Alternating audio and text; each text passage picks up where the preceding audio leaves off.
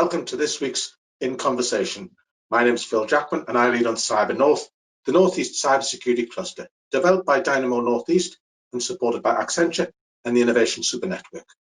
We're recognised by the Department for Culture, Media and Sport and the National Cybersecurity Centres representing the region. And each week, I talk to leading people in the Northeast cybersecurity scene. And this week, I'm talking to Andrew Fisk, Managing Director and Executive Security Consultant at Fisk Consulting. Hi, Andrew. How are you? Hi, Phil. Good morning. Yes, I'm very well. Thank you. How about yourself? I'm very good. Very good. Thank you. So it turns out that we're actually near neighbours. We live in the same town. So can you start telling us a bit about yourself? Yeah, absolutely. So, we both live in Morpeth. I've lived here for about just over 20 years now, and originally grew up in Rothbury, so from the area, and went to school in Morpeth and so on. So returned after a stint in London. In terms of what brought me here was that I kind of missed the Northeast, I think, when I was away. So that's why I came back and have worked from this base, not always in the Northeast, but from this base since then. Excellent. So you started out your career in general IT with a degree in business computing systems. When did the cybersecurity move happen and why? Yeah, so I've always worked in IT and always had an interest in computing, IT and so on since I was very young. And I did various roles in IT management, in project management, all sorts of different things, programming, even was a database administrator at one stage and so on. So all sorts of different roles. And then I was starting to manage more projects which were implementing large-scale systems and relying more and more on the security aspects of that. And I became more and more involved in the security aspects of that. And it was just kind of a natural progression into becoming kind of full-time security related. And also I could see in the future that it was certainly going to be an area of work where I was never going to be short of work. So that was always an attractive thing from a business perspective as well. Excellent. So as 20 years, you're almost welcome here now. I mean, it's just still an incomer, but there you go. I've been here for 30 years. But a couple of your more recent roles are global in nature. How did you go from a UK-centric role to a more wider coverage? Yeah, so I've worked with a number of organizations, and the key to the global side of things really for me was working for a UK-based major technology company who are global, and they were merging with the US company. And so the cybersecurity teams came together and merged, and that gave me kind of a much bigger network of people globally that I was working with. And from that, it allowed me to build up a network of contacts. And since then, I've been working as those people who I worked with back then have moved to different places. I've moved with some of them and helped them out on various different things. And now I'm in a position where kind of my primary work's based out of San Francisco. And I also do work with organizations in Canada and other parts of the United States, and actually do very little work back in the UK at the moment. So yeah, it just proves kind of how you can be international, but be based in somewhere like Morpeth. You know, it's very easy these days. It's just a bit tiring when you have to be on both ends of the time spectrum.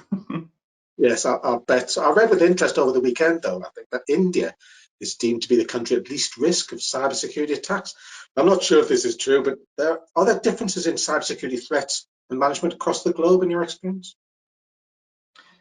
Yeah, I think there are. I think in terms of India in particular, it's interesting because I'm actually taking part in a conference in India this week. So I was speaking at the conference yesterday, and it's very interesting to see what they're doing in terms of the government initiatives on privacy and cybersecurity, and that they are really pushing organizations the public sector and the private sector within those countries to be much more aware of cybersecurity and to be able to prove compliance. Now, I would take any survey like that with a bit of a pinch of salt, because I've seen kind of surveys that kind of say the opposite as well. But I think the thing that you notice around the world is that a lot of it is down to the legislation that's in place in particular countries.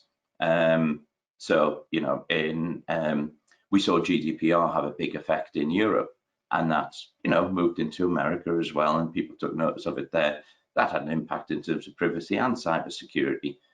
But also, it's not just the legislation, it's the contractual requirements, which sometimes filter down from government. We've seen in the UK, Cyber Essentials being a requirement to work with public sector.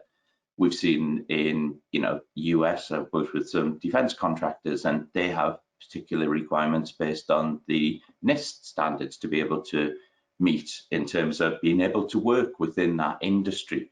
So those seem to be the things that push, and if organizations want to be global, they have to be able to meet those requirements in the different countries. So I think there is quite a bit of commonality, but there still seems to be competition there, which is good, between countries to actually prove that they are cyber secure, that their companies can be trusted, that their public sector can be trusted, and they can get that inward investment from big companies. I presume, though, that many of the threats are global in nature, the phishing attacks, the spearing. Presumably India or Canada or USA suffer from exactly the same things as we do. Absolutely, they do. And a lot of cyber crime comes down to trying to gain economic advantage. So it's done for money. So you're always going to see the more wealthy being targeted for those sorts of crimes where money is the objective. So yeah, I think the threats do differ slightly in terms of the nature of the economy and so on, but also there's other types of crime. So there's cyber criminals out there who are doing it just for the purpose of fun, and quite often they'll go for something more local. If they're based in India, they'll attack that. If they're based in China, they might do something there. If they're based in Australia, they might do something there. So it all depends what the motivation is and where people are, what challenge they seek from it, and what defenses are in place as well. And it's not always that people are looking for the weakest defenses.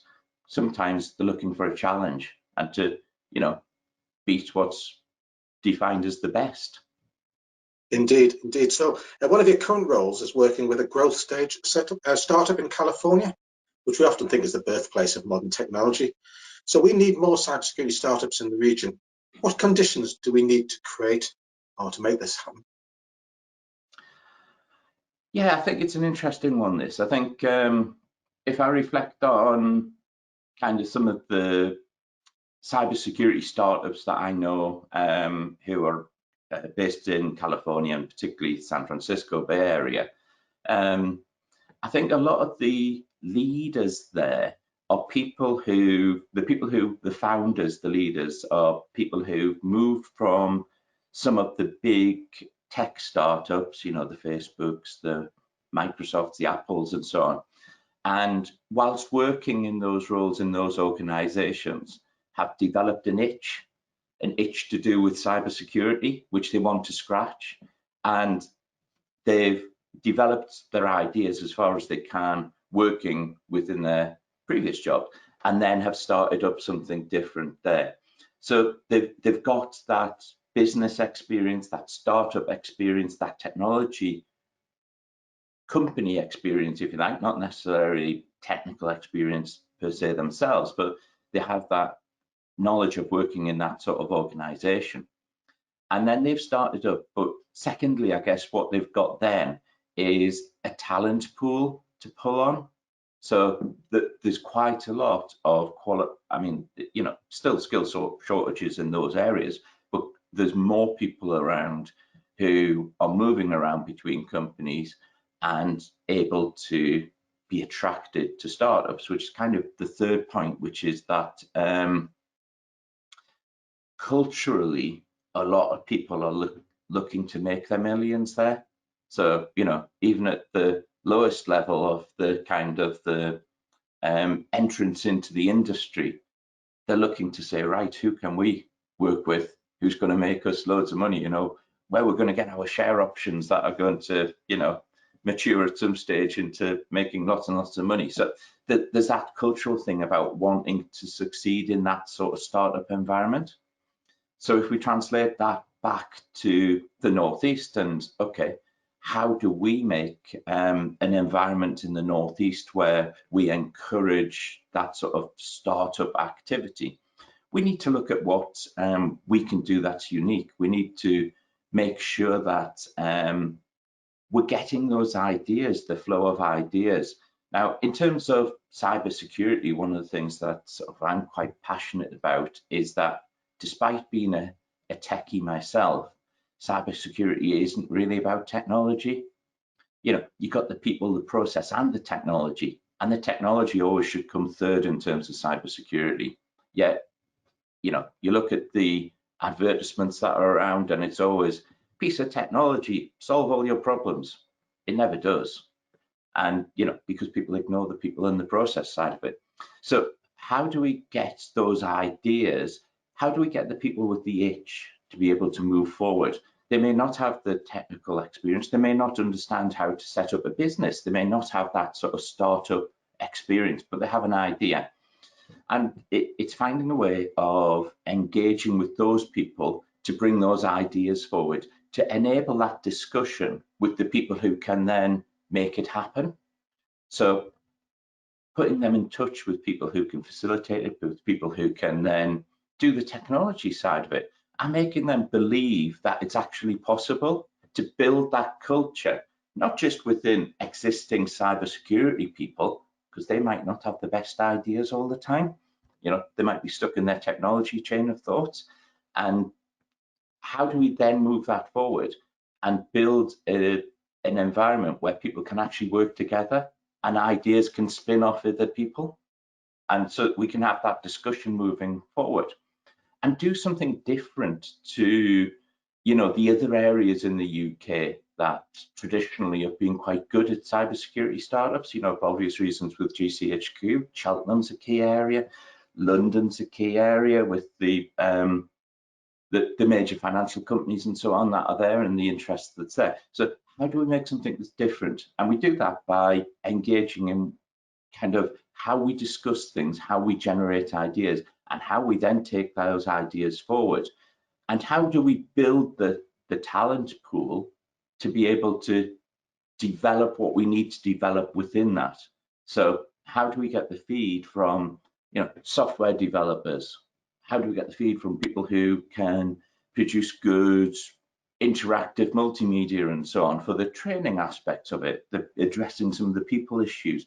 How do we build the skills in terms of addressing some of the process issues that are there as well?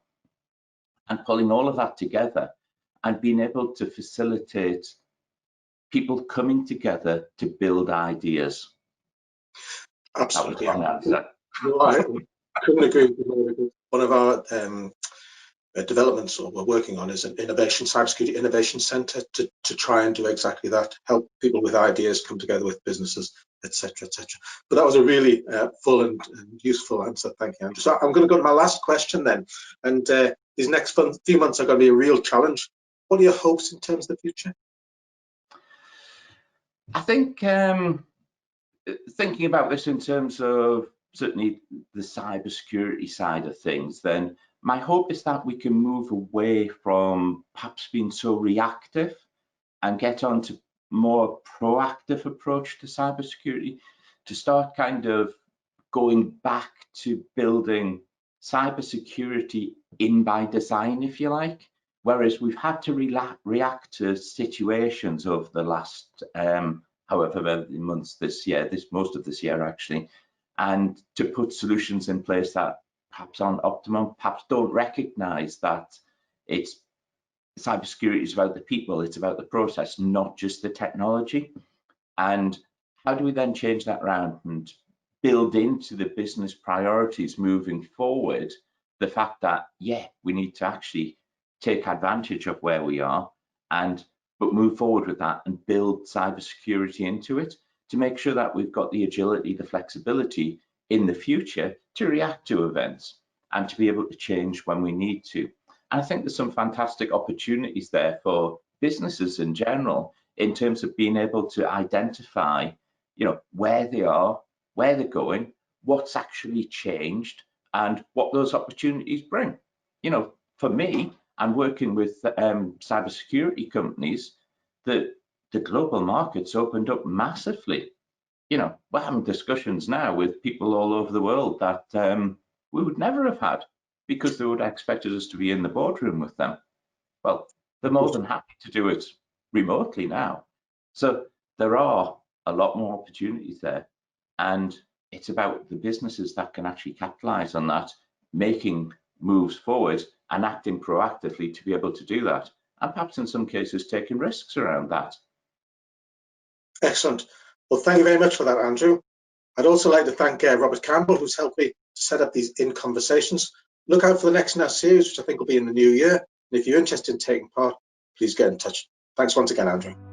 Thank you very much, Phil.